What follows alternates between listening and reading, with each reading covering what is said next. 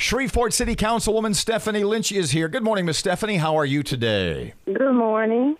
You voted yes yesterday. You voted to go along with the mayor, at least initially. Was this an enthusiastic yes vote on the new sports arena, $100 million plus? Was it an enthusiastic yes, or was it sort of a let's take a closer look and see? My yes is yes and my no is no. So it was an affirmative vote. Are you skeptical about anything in this proposal at this point, Stephanie? Well, I'm waiting to get more feedback from the citizens because they are the ones who will have to fill those seats. And right now, what I'm hearing is, hell no, we won't go. They're not saying right now that they're willing to support this. So do you think effort. that yesterday the mayor made a good first step in convincing you and over the next few weeks your constituents that this is a good idea? Well, let me tell you that the mayor was flossing yesterday and flossing this morning on you all's program. And I have to commend her and her team. They put together an excellent presentation.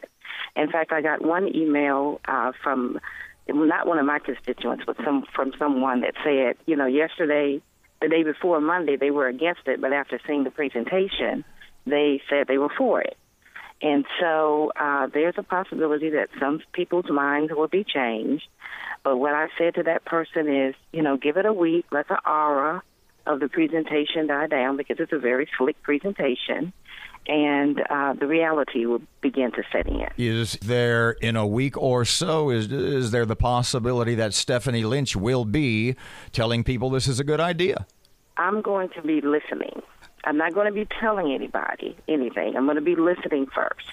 I mean, I've had, this is my second time seeing the presentation, and I'm reserved right now. The previous public-private partnerships that the city has been involved in, Red River District and a couple of others, have not gone so well. But because of the people involved in this deal, the company from Birmingham and the Benson family, the owner of the Pelicans and the Saints, do you feel a little better about another public-private partnership?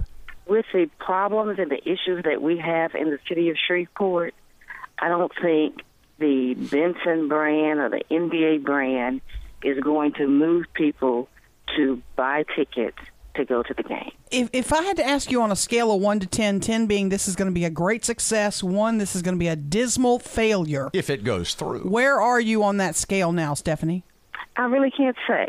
I'm cautiously optimistic, but at the same time, I really am going to take my cue from the people that we have to depend on to sit in those seats and to make the financials work. I mean, it could be the greatest plan, but if the people don't support it, then we're back to square one. Do you believe that we need to develop Cross Bayou with or without the Pelicans' involvement? Absolutely. And I've said to the mayor, if her staff and team had put as much effort into the issues that we're having with crime, with infrastructure, with, not being trashy, and, several other things, if they would put the same time and commitment toward those things that they've put toward this one, maybe people would be ready and more accepting.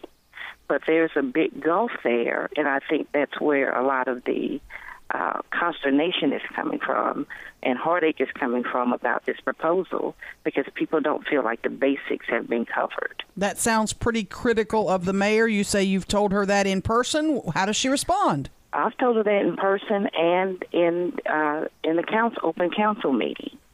Some things are being glossed over.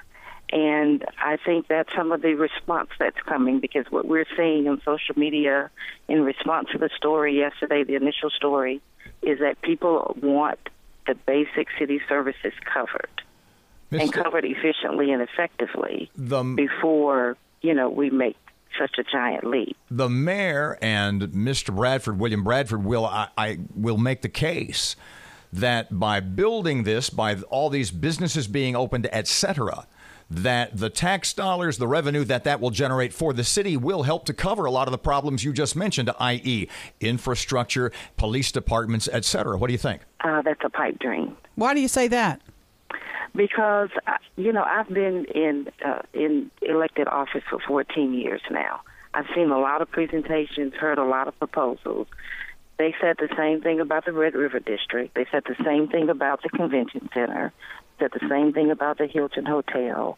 And those things are costing us hundreds of thousands of dollars because it's not working as it was proposed. Ms. Stephanie, pardon me. Excuse me. It's Fairgrounds Field. Mm-hmm. It seems to me that despite you saying you had sort of an open mind, that you really are going to have to, Stephanie Lynch is going to really have to be sold on this idea. Well, I'm just saying what I'm hearing from my constituents and the community at large. I'm voicing those concerns. Is there anything you could hear from the mayor, Mr. Bradford, or those involved in the next the vote September 12th, that would get not only your vote, but your enthusiastic vote? Well, I'm taking my cue from the people, and I'm telling you that there are 4 votes on the council right now to pass this deal. This is a done deal in terms of the elected officials. You think that your opinion won't matter? No. The only opinion that will matter is that of the citizens.